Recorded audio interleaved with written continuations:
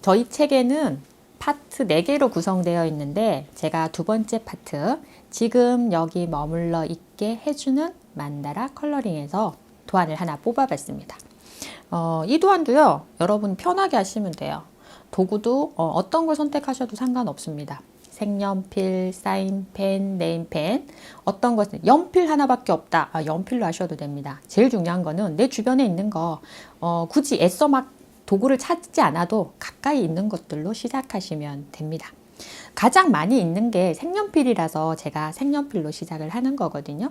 여러분들께서 다른 게 필요하다 그러면은 다른 거 하셔도 됩니다. 있는 것에서 출발하는 게 제일 좋습니다.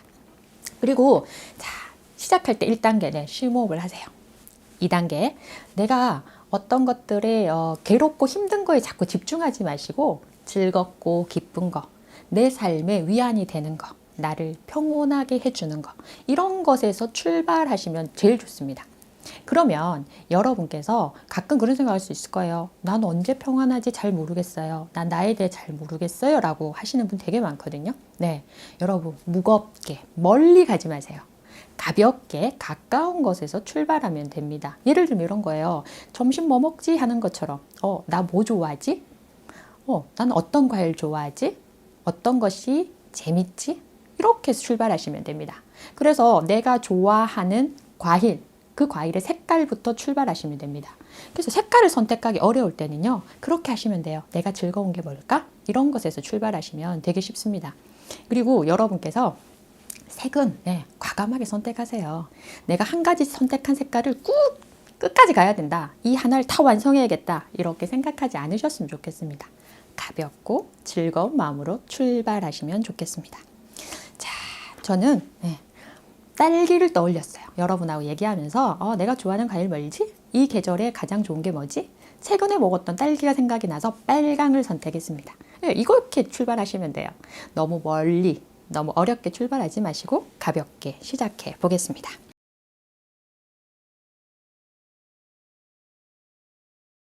그래서 지금 여러분이 지금 여기에 머무르기 하시면 돼요. 나는 어떠한가? 나는 무엇을 좋아하는가? 왜? 저는 딸기부터 출발했습니다.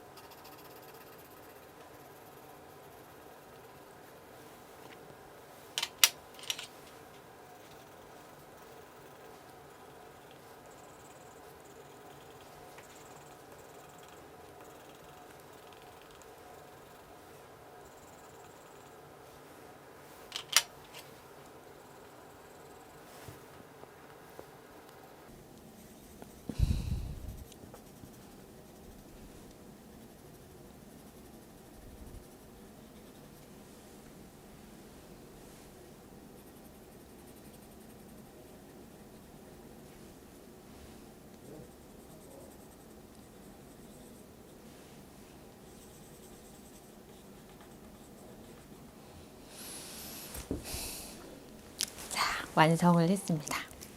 저는 이 작품에 빛 에너지라는 제목을 붙이겠습니다. 처음에 제가 딸기로 시작했잖아요. 딸기를 생각하는 빨강으로 시작했는데 제가 채색하면서 빛, 에너지 막 이런 것들, 열정 뭐 이런 것들이 막 떠올랐거든요. 그래서 그런 것들을 좀 이 작품에 담아봤습니다.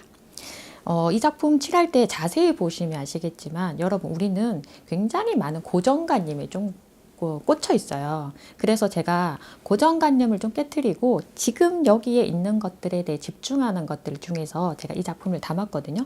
아까 채색하실 때 이제 보신 분들은 아시겠지만 우선 잘 보시면 제가 처음에 빨강을 들어서 빨강을 칠하고 싶은 곳에 칠했어요. 그죠? 아까 제가 처음에 작품 할 때는 어떻게 했어요? 안에서부터 순차적으로 색을 바꿔가면서 칠했거든요. 근데 이번에는 제가 빨간색을 원하는 자리, 넣고 싶은 자리에 빨간색을 바꾸지 않고 빨간색을 넣고 싶은 자리를 먼저 칠했어요. 그리고 나서 다른 색을 칠하고 싶은 곳에 칠했어요.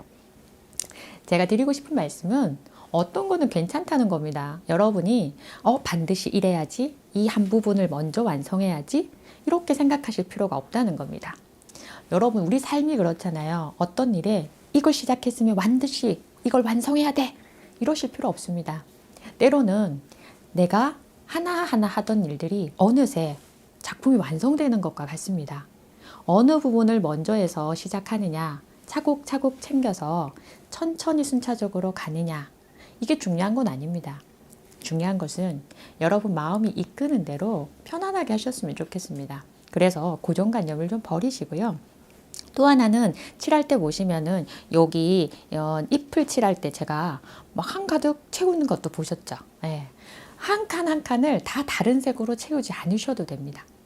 그 아이들과 수업하다 보면 이런 일이 참 많거든요. 어떤 아이들은 이거 하나를 완성하는 굉장히 힘들어 합니다. 그런데 이걸 완성해야지만 이 자리를 벗어날 수 있을 것 같고 이 수업이 끝날 것 같다고 생각이 드는 되게 똑똑한 아이들은 어떤 행동을 하냐면요. 한 가지 색깔로 되게 많은 면을 칠해요.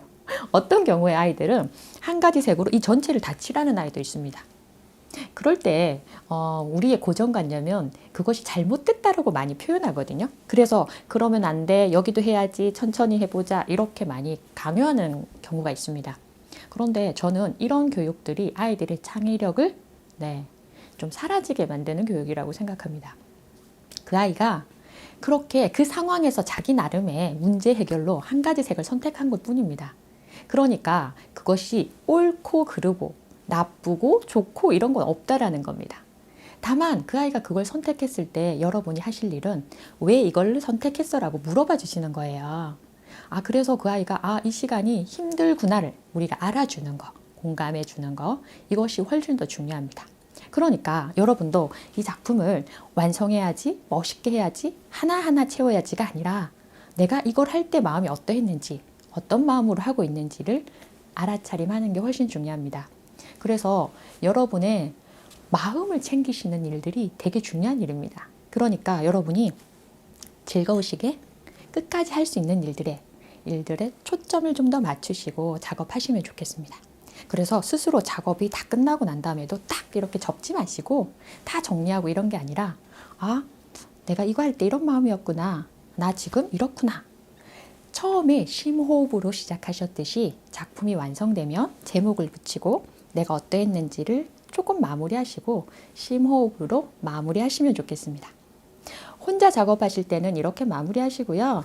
여러 사람이 함께 작업할 때는 반드시 나는 이걸 이런 마음으로 했어. 내 작품엔 이런 제목이 있어. 이건 어떠해? 라고 서로 나누기 하시기를 권해드립니다. 그리고 재밌는 사실은 나중에 여러분이 작품을 보시면요. 신기하게도 똑같은 도안인데 그날의 기분에 따라 절대 똑같은 작품이 나오지 않습니다. 되게 놀랍지 않습니까? 네, 여러분의 마음은 이렇게 창의적입니다. 매 순간순간 변하고 있는 여러분의 마음에 관심을 기울이시기 바랍니다. 여러분, 완성된 것이 아름답지 않을 수도 있습니다. 그렇지만 제일 중요한 것은요. 누군가와 비교했을 때예요. 누구하고 비교해서 아름답지 않으신 걸까요? 길가에 있는 작은 풀 한 포기도 존재 이유가 있습니다. 더불어서 여러분이 모든 사람이 인정 안 할 수 있어요. 난 이걸 참 잘해 라고 하지만 딴 사람은 네가 뭘 잘해? 친구가 말할 수 있습니다. 직장 동료가 그렇게 말할 수 있습니다. 그런데 여러분이 스스로에게 물어보세요. 내가 어떠한지. 여러분이 누군가와 자꾸만 비교할 때 상대적으로 못하고 부족할 수 있습니다. 그런데 입장을 조금만 바꿔보세요. 나는 정말 잘하는 게 많은 사람입니다. 나 안의 가능성과 여러분이 가지고 있는 세심한 것들에 관심을 기울이시기 바랍니다. 그러면 여러분 안에 반짝반짝 빛나는 아름다움을 발견하실 수 있으십니다. 어제보다 오늘이 좀 더 나은 나, 그리고 지금 이 순간 내가 더 나은 것으로 도약하자고 하는 나, 이게 여러분 아름다운 겁니다. 거창하게 건물을 가지고 있고 내가 무언가를 많이 가지고 있어서 내가 위대하고 아름다운 것이 아님을 기억하셨으면 좋겠습니다. 여러분이 지금 여기에 존재하는 것만으로도 여러분은 충분히 가치가 있다는 걸 기억하셨으면 좋겠습니다. 내가 내 존재 가치를 알아줄 때, 나의 미를 발견할 때 그것이 진정한 아름다움이라고 생각합니다. 여러분 늘 행복하고 내가 평온할 수 있기를 의지를 일으키시기 부탁드립니다. 늘 내가 어떠한지 나에게 관심을 기울이시고 내가 행복할 수 있도록 노력하시고 의지를 일으키시는 여러분이 되셨으면 좋겠고, 더불어 그런 여러분에게 조금이나마 도움이 되었으면 하는 바람입니다. 또 만나 뵙기를 기대합니다. 고맙습니다.